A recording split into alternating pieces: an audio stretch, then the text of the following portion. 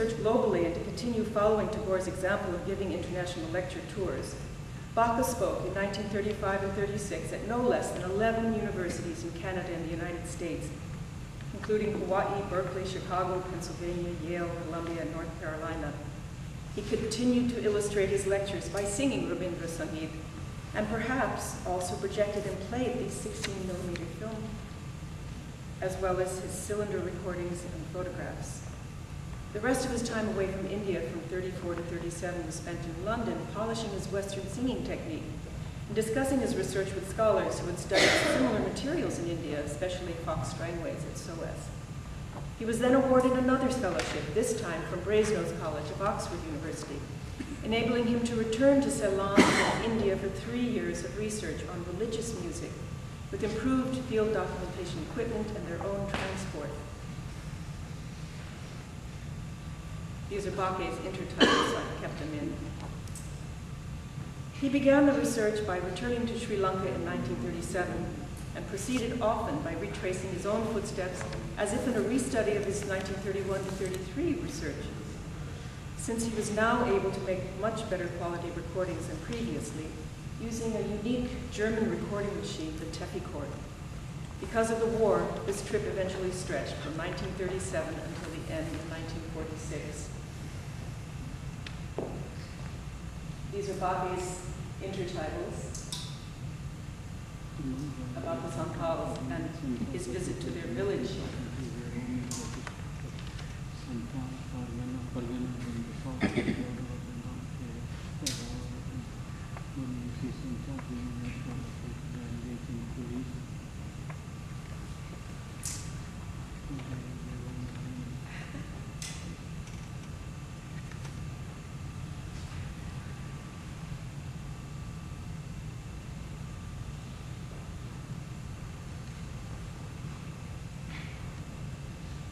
Now we see the men and women dancing together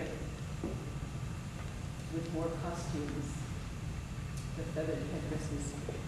His fellowship was extended to 41. He was stuck because of the war, after which they stayed on in Calcutta and supported themselves by giving lectures and concerts, and Arnold became director of Western music for All India Radio for a few months in Calcutta.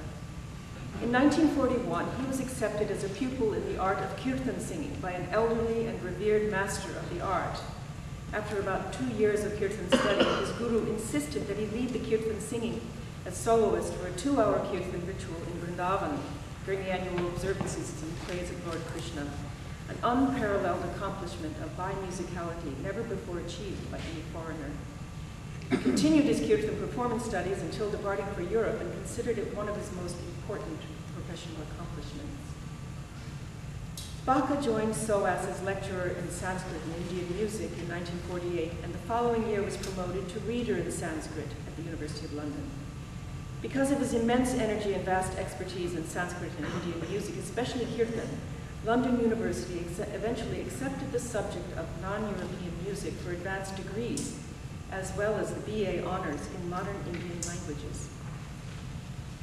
In 1956, soon after Baca's return from his study tour of Nepal with students and faculty at SOAS, Nazir Ali Jarazboi, a young Muslim sitarist from Bombay, fluent in Urdu and with a BA in geography from the University of Washington, became Baca's student and Shisha, then assistant, colleague, and successor in the lineage going back to Tagore.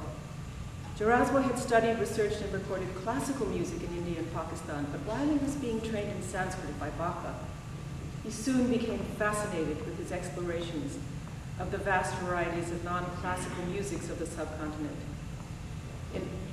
inspired by Tagore's philosophy.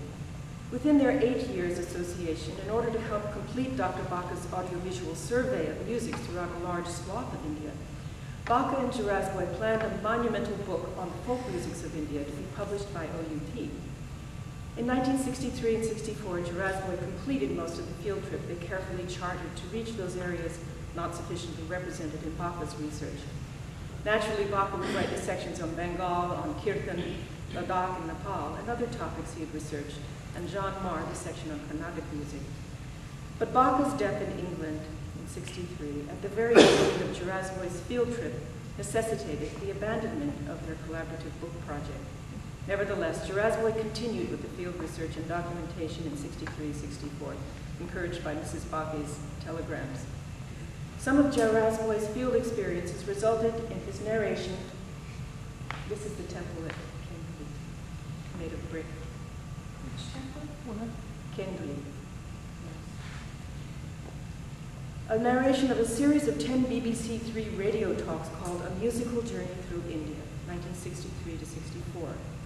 Recordings of which were published with a printed booklet of transcripts, photographs, and indices by UCLA Ethnomusicology Publications in 1987. This was the first audiovisual publication to result from Arnold Baca's foundational 15 years of research and documentation of folk music in India, although it didn't include any of Baca's materials.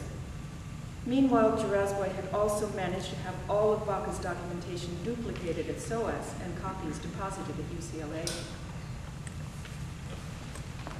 In 1984, after our 10 years of planning, my husband Nazir Jarazboy and I followed in Baca's footsteps through many parts of India, where Baca had recorded, filmed, and photographed the primarily non-classical, non-elite devotional musics of a vast number of India's tribes, castes, and communities in 1938.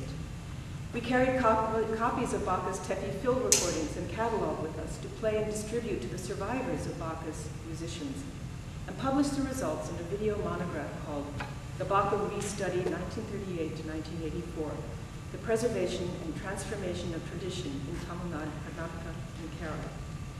This was the first audiovisual publication to include segments of Arnold Baca's original footage and recordings from 1933 and 1938. And you're watching the first screening of this 20 minutes of Baca's Bengal materials. It could have been Jessore too. We're still trying to identify the location. And we have cylinder recordings of Bao musicians, of which this may be one of the ones that he recorded. We'll try to sort it out. Nazir and I returned many times later, especially to Gujarat and Kerala, to continue and extend the restudying and dissemination of Baca's 1938 research. Finally, using his films and photographs and Dutch letters, which we finally had access to. But we could never complete this monumental task. I'm still working on it and plan to extend the project this winter to Sri Lanka, one of Tagore's favorite places that he visited 3 times and was tremendously influential in the freedom struggle, inviting Sri Lankan students to study at Shantiniketan. One of them wrote the Sri Lankan national anthem, which is said to be very, I can attest to the fact that it's very similar to the Bangladesh and Indian national anthems written by Tagore. Baca conducted his documentation research in 1932 and 1938 in Sri Lanka, and I'll be repatriating those for the first time. For this conference and future researchers, I've digitized the 20 minutes available of Baca's films in 1931 and 33 in Bengal, and hope to soon have his cylinder recordings from that period digitized as well through the Berlin Phonogram Archive, where the original cylinders are archived, and they're in the process of digitizing them. We've never before restudied Baca's Bengali work. However, the materials are being studied and used by researchers in Bengal. Maushumi Bhaumik, a singer, writer, and researcher of Bengali music, working in India, Bangladesh, and the UK, and her partner, sound recordist Sukanta Majumdar. They are working on a website on their journey through music called thetravelingarchive.org, which will be launched by the end of this year. If you have the opportunity, I hope, this is the final item, a very beautiful performance by Anachni, we think. I hope you'll be able to watch the first few minutes of our Baca restudy, 1984, one day, with sound, music, and narration, which introduces the Baca project and contains several excerpts from these same recordings. The California Digital Library Project has expressed interest in fostering the Baca research materials and our restudy.